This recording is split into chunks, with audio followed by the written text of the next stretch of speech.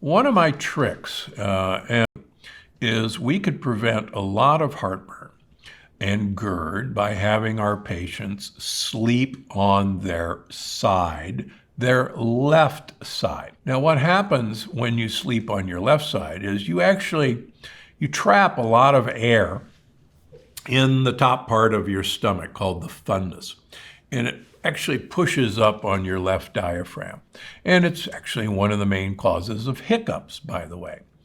But if you sleep on your left side, that air is basically forced out of your stomach in the form of belching or burping.